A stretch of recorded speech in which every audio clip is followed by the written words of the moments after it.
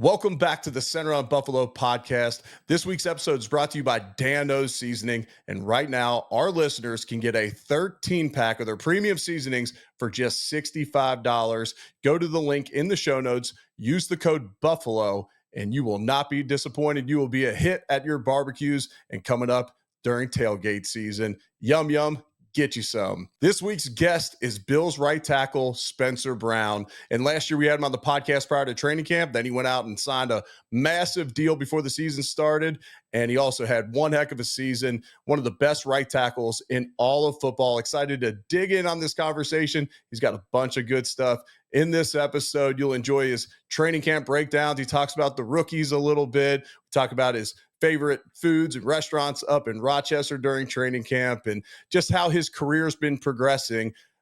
To give you a little warning, we had some connection issues, and my man Andrew, the producer, he's going to make this as good as possible, but bear with us here because there's a lot of good nuggets, so don't tune out immediately if the connection doesn't seem great. And I truly appreciate everyone that tunes in weekly, everyone's who's subscribed. I hope you've been enjoying these recent episodes with Bobby Babbage, with Joe Brady. Got both the coordinators on recently, so enjoy the podcast. Thanks, and go Bills. Hit us up on all social media at The Buffalo Pod. Spencer, welcome back on the podcast, brother. Thanks, man. Thanks for having me. I like your basement office going on right there. Yeah, a little basement studio, a little COVID project that saves me a lot of time not having to commute anywhere to do these or do all my Bills hits and whatnot. So, yeah, made the most of it here. How's the summer in Buffalo going? It's good. Buffalo summer's beautiful. Bit of a heat wave right now, but it's been working out, golfing, trips here or there. But, less than a month till it all kicks off, so we're rolling. I saw you out at Craigburn the other day. How's the golf game? It's a struggle, work in progress. Maybe when I'm about 50, I'll break 80 one of these times. No, you'll get it before then. All right, as big as you are, as powerful as you are, you connect on a golf ball. What's like a big boy drive for you right now? Well, if it goes straight and the wind's behind me about 10 miles an hour, we're looking at about 310 maybe 20 if it gets a good roll. Yeah, that's solid. Who would you say is the best golfer on the team right now? And Josh and T-Bass are up there. Kincaid's playing really well right now, though. He's a avid golfer at OP right now. Nice. Yeah, me and Josh were talking about like T-Bass or maybe even Dalton might have a lower handicap, but Craigburn's so much harder than Orchard Park, which I know should be figured in with course rating and slope, but handicaps don't travel as well from Orchard Park. So that was Josh's justification on even if his handicap's not the lowest, he still thinks he's the best player on the team. That's probably pretty accurate. But, yeah, OP is definitely a more fun, relaxed course. You go to Craigburn, you don't play, I can't wait to go home and just sit down. And you play at OP a little bit. It's like I could play another round if I wanted to, but different game. Yeah.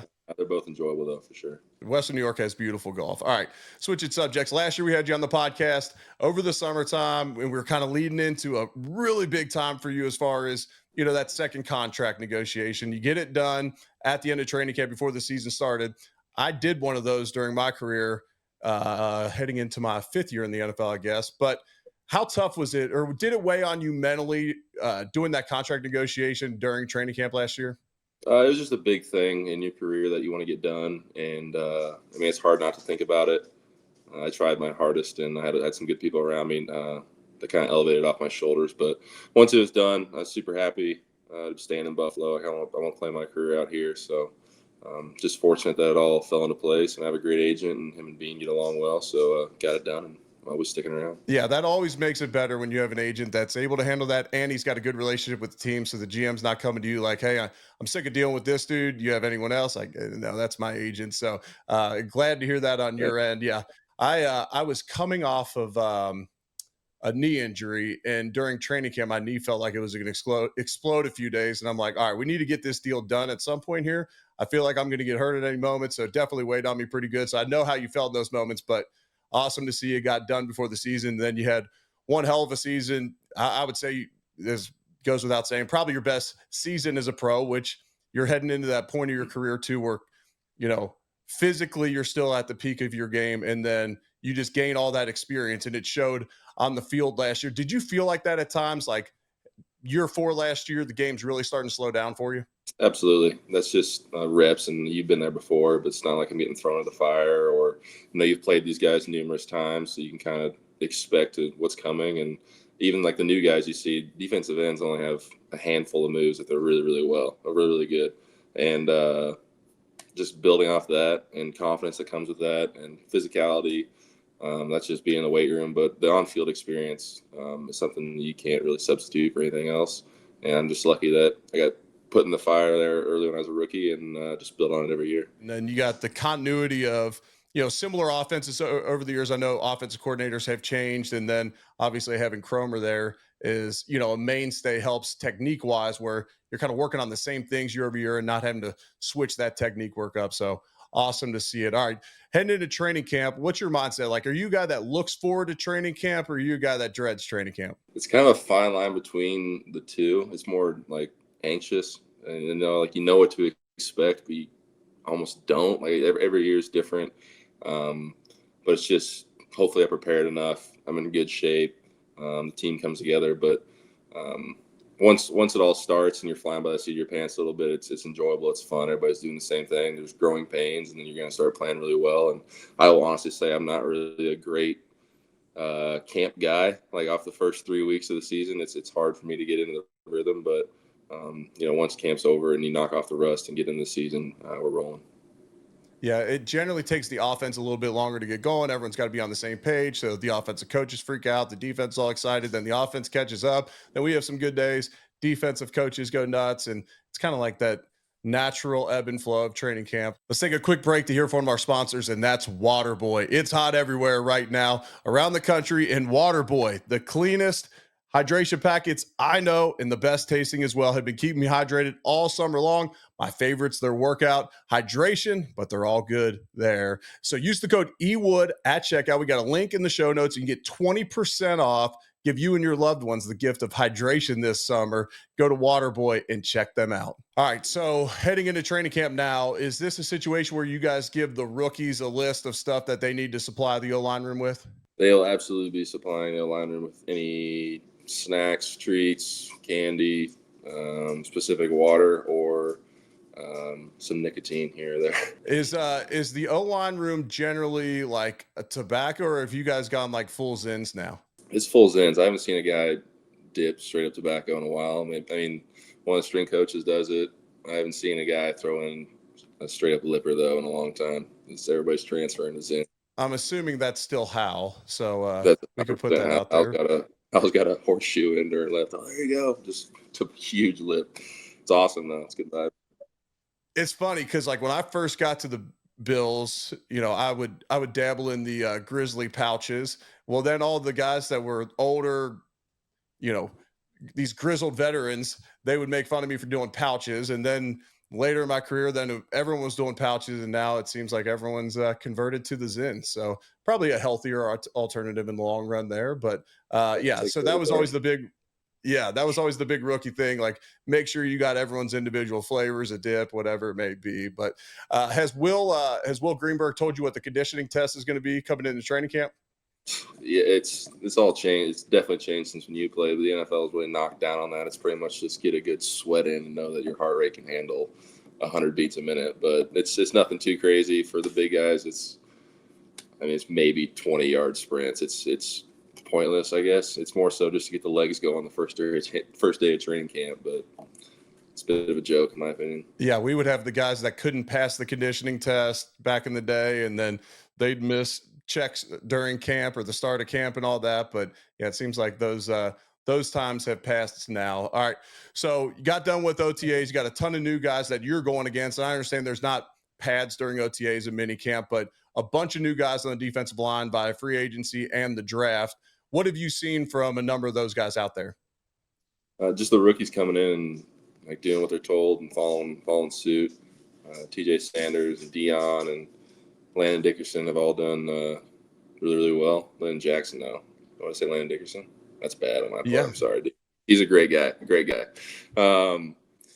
But then also adding Bosa to the mix, who's also a pretty good golfer as well. But everybody's coming together, and TB and Milano are taking charge and really bringing everybody together. So it's awesome.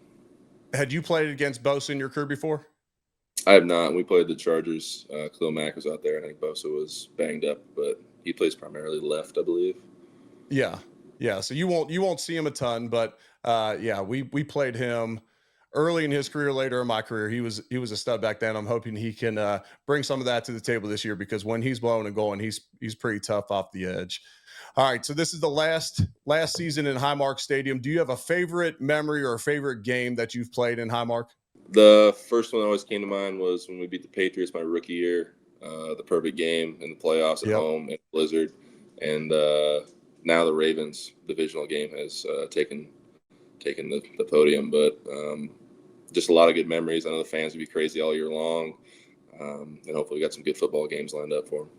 Yeah, it's a heck of a home schedule as well for this year. How excited are you to get in the new stadium across the street next year? I can't wait for grass. I'll tell you that. It's going to be Yeah. awesome. It looks incredible. It's cool driving to work every single day and seeing how far they've come. And the best part about it, I think, is when we're actually out on the grass for practice, you can see the new stadium. The original ones being hidden by the indoor, but being able to practice and look over across the street and see where the gauntlet is pretty cool. All right. So last year at Dawson's wedding, the video comes out of Mr. Brightside that becomes kind of that fourth quarter theme song for all the home games this year. It also helped that you guys went undefeated at home, so they had the opportunity to play it in every home game last year. I know people had to sign non-disclosures at Josh Allen's wedding, so not going to ask for specific details, but will there be a new song or video coming out of that wedding that takes the place of Mr. Brightside? I don't think any videos are going to surface from that evening, but it was played and it was awesome, and we look forward to hearing it again all season long. But it was All it was right. good. Sure.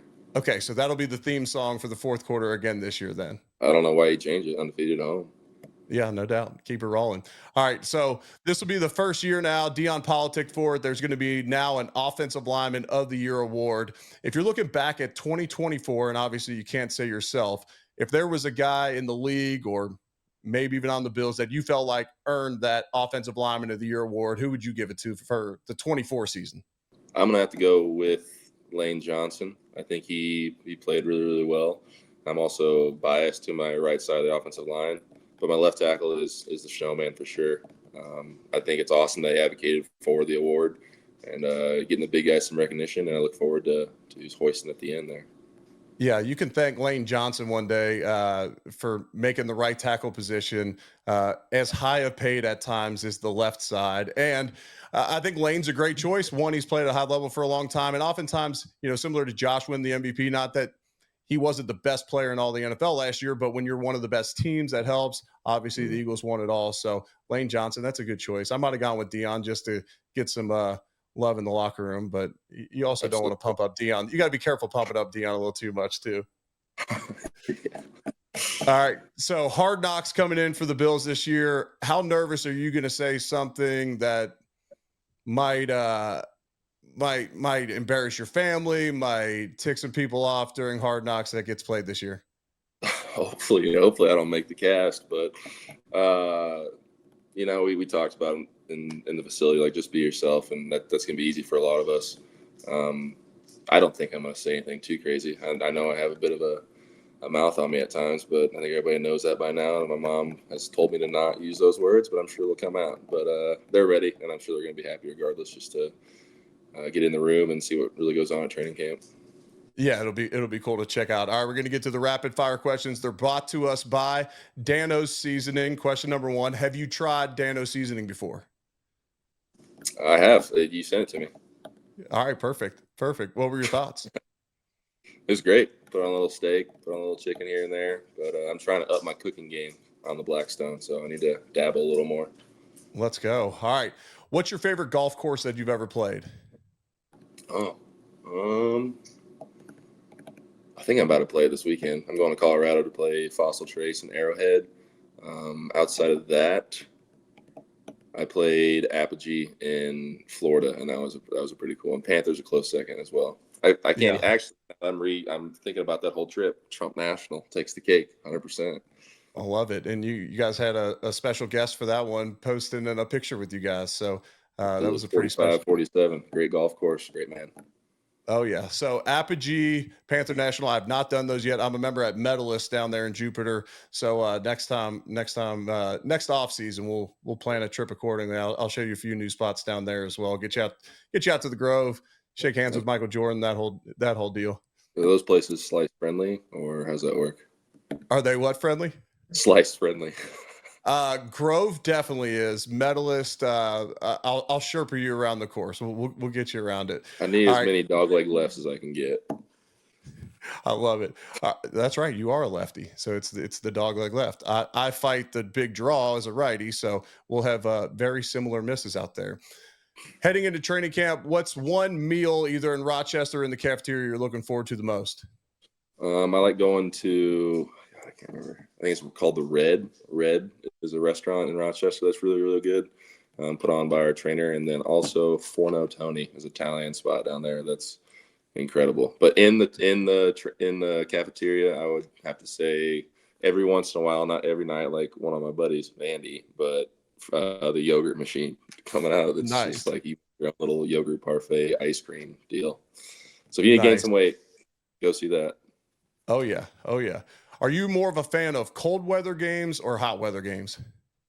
If you remember the Miami game where I died after about 30 plays, I am not a hot weather guy. Coach said I was out of shape. I was like, I was not out of shape. I was not cramping. I couldn't keep my eyeballs open. So I'm a cold weather guy. I'd rather take -20 over 120 every day of the week.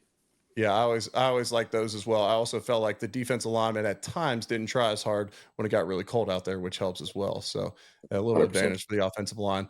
All right, what's your favorite non-wing joint in Buffalo? So favorite restaurant, but non-wing joint. I'm a Mulberry's guy, 100%. Yeah, They do it up right there. It's not a wing spot. It's not, but then you get surprised. The first time I tried it was after one of the games that we had down there, and it was pretty solid.